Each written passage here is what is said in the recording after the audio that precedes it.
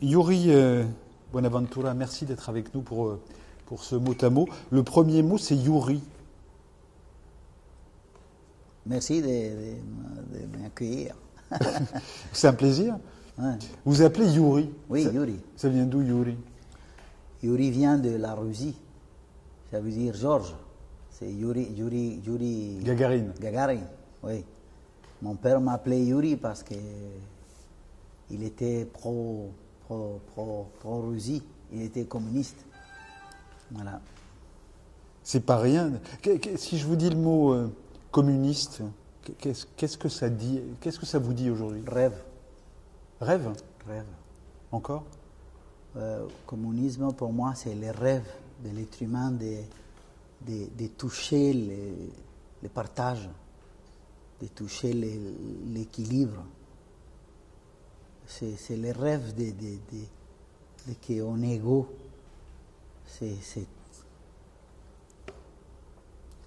Pour moi, communisme, c'est le plus profond rêve des hommes. SDF. SDF, solidarité. Pour moi, SDF, en Colombie, SDF, on appelle ça indigence. On appelle ça, oui, indigence. Et ici, c'est sans domicile fixe. C'est un peu plus chic, mais en même temps, c'est vrai, parce qu'il y a une solidarité et un regard de l'SDF à mon époque, je ne sais pas, dans les années 80, fin 80, c'était très solidaire. Et ça parlait, ça dialoguait, la jeunesse s'intéressait à l'SDF. Et on parlait avec les jeunes, et on ne se sentait pas seul. Et on trouvait des sorties, des issues, des chemins. Plus aujourd'hui. Je ne sais pas. Aujourd'hui, je pense que non.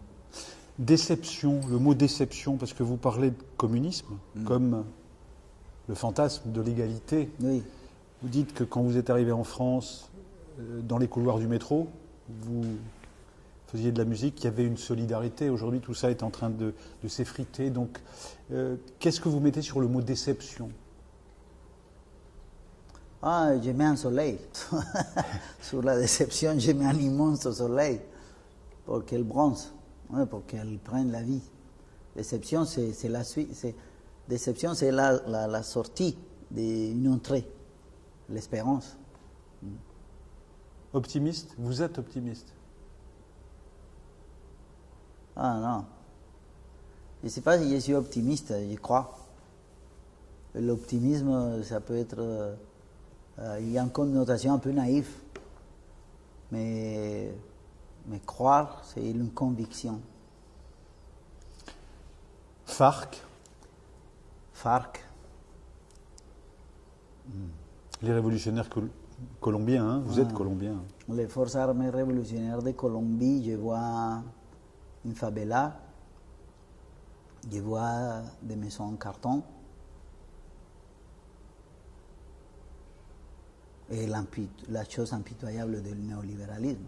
D'ailleurs, je vois la FARC, c'est l'enfant de l'injustice. C'est pas un monstre, hein. C'est un campagnard qui s'appelle Manuel Marulanda Vélez, qui a été bluffé à Marquetalia, qui a été gazé au napalm, qui n'ont pas réussi à tuer les Américains. Il faut aller très loin pour parler de Latin American Security Office et le plan Condor qui a instauré Pinochet et tout ça. C'est très loin. Après, il y a des autres enjeux, mais moi, je vois une maison en carton et en toit de 5 et l'exclusion. Pablo Escobar. Pablo Escobar, c'était quelqu'un qui bégayait. Les petits de plusieurs frères, je pense qu'ils l'ont beaucoup frappé et qu'ils étaient traumatisés et qui a voulu être plus malin que ses frères et il est devenu un monstre. Encore la construction d'une société qui exclut. Musique de film. J'enchaîne avec Pablo Escobar parce que vous avez fait la bande sonore de feuilletons télévisés qui était consacré à ce baron de la drogue, à ce parrain de la drogue. Qu'est-ce que vous avez envie de créer quand on vous propose de sonoriser Escobar? Les titres qui est la publicité, disons, qui est la bande-annonce de film, parlent d'un peuple qui marche et qui s'élève et qui résiste à la corruption et aux mafieux. Mais au départ, les premiers 15 jours, on a dû tous se remettre à travailler parce que tout le monde était avec Pablo Escobar. Tout le peuple était avec les personnages. Alors on a dû... il a fallu rendre la musique encore plus grise et les tournages a dû se tourner parce que tout le monde partait avec Escobar. Les peuples partaient avec Escobar parce que c'était un type qui s'est positionné comme un anti-système, mais tout en étant un criminel. Le mot suivant est fondation. Fondation, la base. La fondation, c'est la base. Et c'est les enfants. Pour moi, c'est les enfants.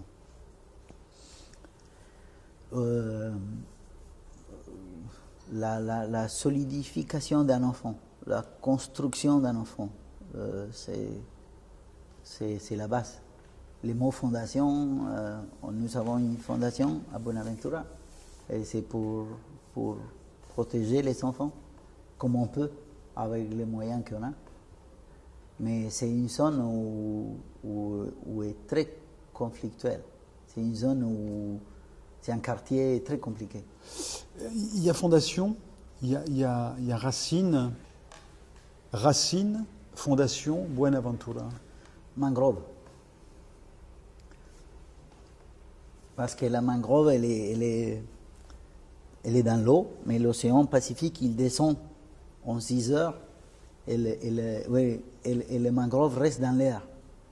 Les racines restent dans l'air.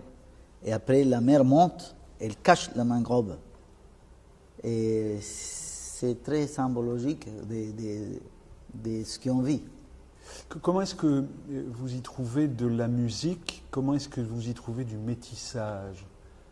Le métissage, la musique, la couleur noire, être noir de peau, qu'est-ce que ça évoque pour vous, tout ça? Moi, je pense que le noir comme peau n'existe pas. Moi, je pense que le noir est une ethnie, la cosmovision d'un homme. Et donc, les sacs noirs, les portables noirs, mais les hommes noirs, c'est une cosmovision spécifique à certains hommes d'Afrique. Parce qu'on appelle afro-descendants, afro-américains, afro-colombiens. Moi, je suis contre ça parce que... Vous êtes quoi? Noir. Parce que les Marocains, et les Tunisiens, les Algériens sont arabes. Et ils ont esclavisé les Mauritaniens. Donc, et c'est des Africains. Donc, les Noirs des États-Unis ne comprennent rien. C'est noir. Et noir, c'est ouf. C'est une connexion avec la mangrove et avec certaines valeurs qui est ma musique. Et vous êtes noir, vous? Ah ouais, pas de problème. Pas de problème, vous êtes noir. Votre musique, parlons-en. Alors, évidemment, la salsa. Si j'associe salsa et mojito, est-ce que c'est un mariage possible? Ah oui, salsa et mojitos. La musique et l'alcool? Ou la musique et la boisson? Est-ce que c'est possible de mettre salsa là et mojito? Est-ce que ça dit quelque chose ensemble? Est-ce que ça a à voir? Oui, au milieu il y a une pute. Mais Une pute? Au milieu il y a une prostituée. Ah ouais? Oui. Mais cette prostituée n'est pas la salsa. C'est l'industrie de l'alcool. C'est pas la salsa. Il y a quelqu'un qui joue dedans. Et c'est l'industrie de l'alcool. De quelle manière? On a joué avec un cliché de notre musique et de notre culture. Ouais. C'est une palmier, une boisson dans une plage brésilienne, cubaine, dominicaine, portoricaine, à Miami. Et on n'est pas ça. On n'est pas ça. Bogota, c'est à 2600 mètres. les guerres et les conflits militaires qui vivent la Colombie se passent dans la jungle. Pinochet, tous ces gens, ça n'a pas été, nos femmes n'étaient pas sous un palmier pendant qu'on vivait ça. C'est-à-dire on joue avec cette joie qu'on a de vivre. On joue avec ce patrimoine noir amérindien et européen, ce métissage, cette joie, cette confiance dans l'univers, cette confiance dans la vie. On joue avec ça.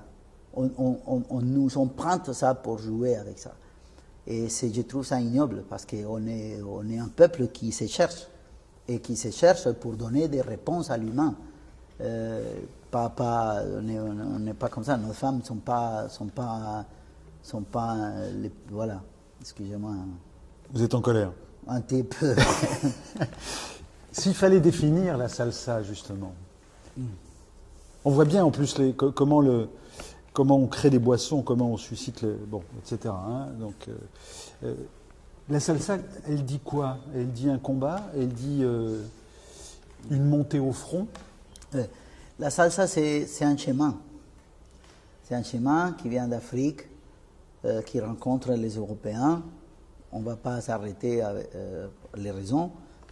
Qui rencontre des Amérindiens, qui rencontre la jungle, les champs de coton, des cannes de sucre, l'émigration dans les villes et l'émigration vers les États-Unis, la rencontre avec les Noirs du jazz, l'exclusion des Irlandais et des Anglais vis-à-vis des Noirs aux États-Unis. Et ça donne une sonorité urbaine très solide. Ça repart vers l'Amérique latine et c'est ça la salsa. On va vous écouter.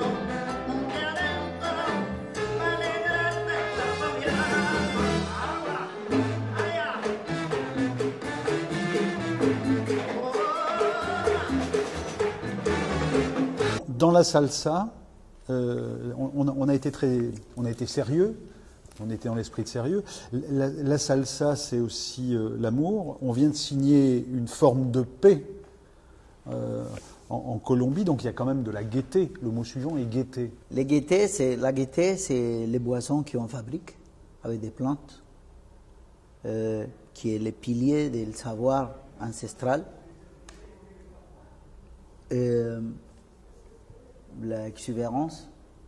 L'exubérance, oui. L'exubérance, la magie, le réalisme magique et mythique. Et cette triégnie qui la rend très explosive et sensuelle. Ça nous appartient. Ça, c'est sûr, on est ça. Et on les vit tous les jours. Sauf qu'il y a des pressions qui font qu'on doit se battre. Et pour moi, la gaieté doit primer, doit régner sur ces questionnements de l'humain aujourd'hui. Tout ce qu'on a dit là depuis le début de cet entretien se retrouve forcément dans vos différents disques, dans vos différentes productions musicales. Et là, pour le coup, je vais associer deux couples. Je vais associer Brassens et le mambo, et je vais associer Julien Clerc et la bomba.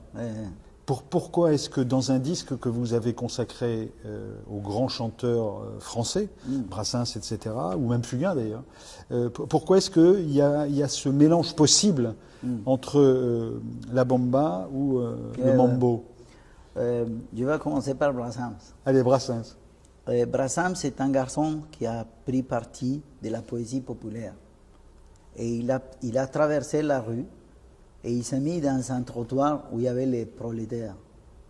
Brel, Léo Ferré, on restait, disons, avec la poésie. Et oui, la poésie un peu, une esthétique assez, voilà. Mais Brassens, il a dit, je vais prendre ma guitare et je vais aller chez les lumpenprolétaires. Et sa poésie est simple comme le prolétariat. Elle est digne. Avec sa guitare, comme ça, sa pipe, je me dis, je dois donner le meilleur que nous avons à Brassens. C'est le Big Band. La chose la plus glorieuse que nous avons, c'est ces brassages avec Gillespie, Dizzy Gillespie. Et comme les Latinos, on a appris à harmoniser 5 saxophones, 4 trombones, 4 trompettes. Et qu'est-ce qu'on a de mieux? Le plus élégant que nous avons, c'est le Big Band. Mambo.